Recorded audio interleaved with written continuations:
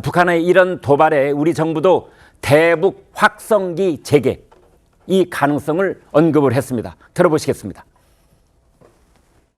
오물풍선이나 GPS 교란 이러한 그 도발들은 수준 이하의 아주 구질구질한 그런 도발이고 분명히 경고하는데 오물풍선 같은 또는 GPS 교란 같은 도발들을 다시 하지 말라는 점을 북한 측에 다시 한 번 더 경고하고 반복될 경우에 우리의 대응 강도도 더욱 높아질 것이다.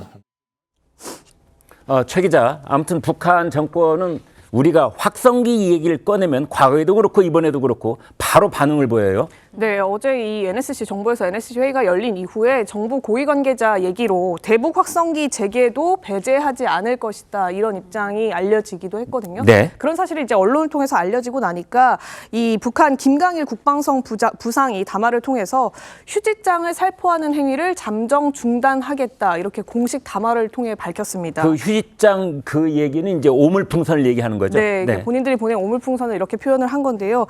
이 지난 5월 28일 밤부터 6월 2일 새벽까지 우리는 인간 쓰레기들이 만지작거리기 좋아하는 휴지 쓰레기 15톤, 각종 기구 3,500여 개로 한국 국경 부근과 수도권에 살포를 해왔다라고 하면서 이런 뭐 쓰레기 같은 것들을 주워 담는데 얼마나 기분이 더럽고 또 공력이 소비되는지 충분한 체험을 시켰으니까 이제 그만하겠다 이런 취지인데 이제 북한의 담화로서는 우리나라가 보내는 이제 전단, 삐라살포 이런 것들에 대한 대응 성격으로 오물풍선을 보낸 것이고 이 정도 했으니 됐다라는 차원에서 그만하겠다라고 이렇게 표현을 했지만 사실상은 이 그 대북 확성기 재개 방침을 정부가 밝힘으로 인해서 더 추가적인 제재 해제 조치가 벌어지지 않을까 대북 확성기 재개 움직임이 벌어지지 않을까 이 부분을 우려해서 이런 조치를 내려놨다고 보는 게 지금 대체적인 시각입니다. 실제로 이 남북관계 발전법 등에 따르면요. 중대 변화가 있을 경우에는 남북 간의 합의 효력 자체를 정지시킬 수 있다. 이런 구절도 있기 때문에 실제로 행해질 가능성을 우려해서 사전에 미리 오물풍선을 그만하겠다라고 발표한 것이 아니냐. 이런 해석들이 나옵니다. 그렇군요. 북한의 국방성 부상이 한 담화 내용 중에 보면은 이제 쓰레기를 만지작거리기를 좋아하는 휴지 쓰레기 15톤 이런 대목이 있어서 태 의원께 잠시 좀 여쭤보겠습니다. 우리가 쓰레기를 만지기를 좋아한다 이런 거는 혹시 분리수거를 얘기하는 겁니까? 그런 의미도 있고 네. 저기서 말하는 저 쓰레기라는 표현은 이런 것 같습니다. 네. 그 북한으로 보내는 대북 전단 이게 우리한테는 USB나 네. 뭐 그다음에 돈, 지폐 그다음에 약 이런 건데 북한에서는 그거에 대해서 계속 쓰레기라고 했거든요. 그렇군요. 북한의 견제에서 보면 그건 쓰레기다 이렇게 이제 했는데 예.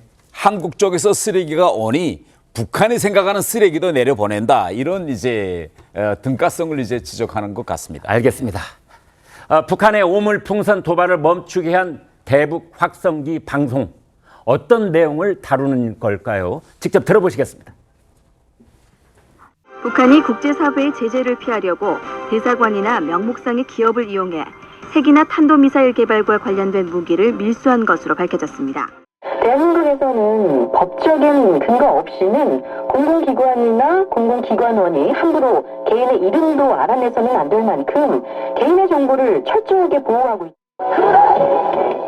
그래가 불어내는 연기 가방도 무겁지 않아 오빠가 대신 내들어주니까 또 저녁 늦은 시간이면 K-팝 노래가 미치겠다. 소녀시대 노래 나오지 소녀시대 노래 이러니까 나오지. 미쳐버리는 거죠 사람들이. 저는 진짜 이런 방송을 듣고 탈북을 결심을 했거든요. 태 의원님, 예. 정말 궁금해요. 북한이 우리가 상상하는 것 이상으로 이 대북 확성기에는 극도로 민감한 반응을 보여요. 예. 그 이유는 세 가지로 둘 수 있는데요. 네. 우선 첫째, 휴전선 일대에는 북한 일반 주민들보다도 군인들이 훨씬 많습니다. 네. 70여만에 달하는 북한의 주력군이 바로 휴전선으로부터 10 내지 20km 구간에 밀집 배치되어 있습니다. 예. 그런데 우리 대북 방송은 정말 저녁까지 조용할 때는 지하 30km 안에까지도 들리거든요. 네. 그러니 이 방송을 듣는 주체가 누구냐? 북한 군인들입니다. 네. 두 번째로 이게 왜 민감한 반응을 보이는가 하면 북한 군인들은 일단 휴전선에 나오면 거의 10년을 휴전선에서 복무합니다. 네. 그런데 10년 동안 계속 같은 방송을 통해서 우리 K-팝이라든가 뉴스라든가 이걸 계속 10년을 듣다가 제대해서 고향에 돌아갈 때는 완전히 머리의 절반은 거의 다 한국화되어 가지고 가죠. 세 번째 더 중요한 원인이 있는데 북한군 중에서 제일 복지가 열악한 것이 휴전선 일대에 나와 있는 70여 만의 군인들입니다. 지하 전기도 보장 안 되기 때문에 북한 TV조차도 볼 수 없습니다. 그런데 이러한 군인들이 저녁 시간에 밤에 잠자리에 들려고 병영에서 잠을 자려고 할 때 또 전호에 나와서 야간 근무를 설 때 우리 확성기 방송을 통해서 노래라든가 뉴스가 이렇게 들어가면 그들이 귀에 쏙쏙 꽂히거든요. 지어 제가 북한에 있을 때 이등병의 편지, 저는 이게 북한 노래인 줄 알았어요.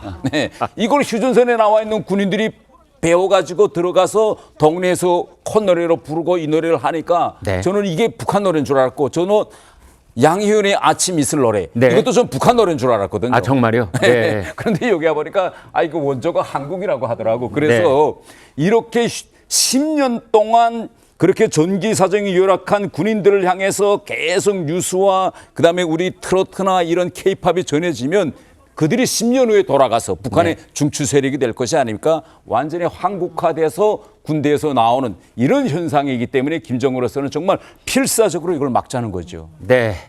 우리의 대북 확성기 방송에 대해서 북한 지도부는 북이 터지는 소리를 듣는 경우도 있다. 뭐 이런 지적까지도 있었습니다. 최병묵 국장께요.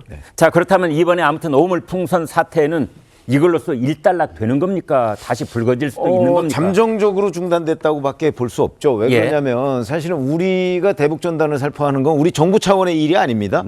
이제 민간 시민단체 등에서 이제 대북전단을 살포하는데 그거를 지금 막아달라는 거거든요. 근데 그거 막을 길이 뭐 문재인 정부 때 여러 차례 뭐 법안도 만들고 했습니다만은 쉽지는 않아요.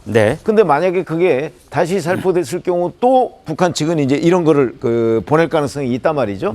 그러면 이제 이게 결국 치킨 게임처럼 돼서 누가 먼저 그만두느냐 뭐 이걸 가지고 이제 서로 뭐 밀고 당기고를 할 가능성이 대단히 높기 때문에 제가 보건대는 이런 걸 위해서도 사실은 남북 간에 대화 창구를 좀 마련할 필요가 있지 않을까? 뭐 저는 이런 생각을 갖게 됩니다.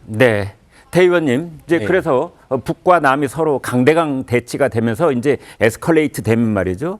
결국은 뭐 준 전시 상태 이런 말을 북쪽이 쓴 적도 있거든요. 이 일이 어떻게 앞으로 진행될 것 같습니까?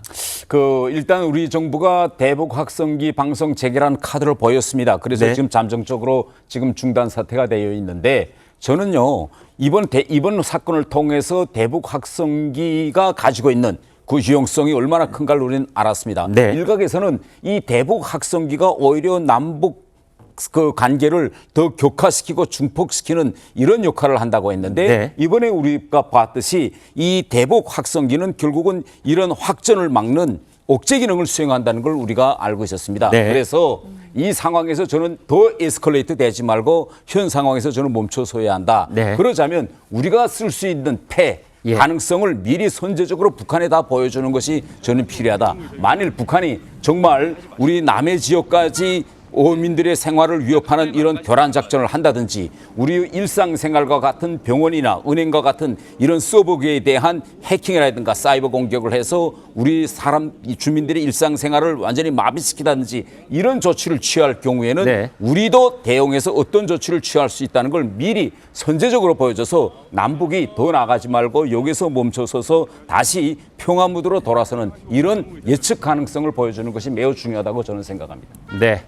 일이 터진 다음에 사후 대처 강력하게 하는 것도 중요하겠지만 그러나 사전에 경고를 하는 조치가 있기를 당부를 주셨습니다.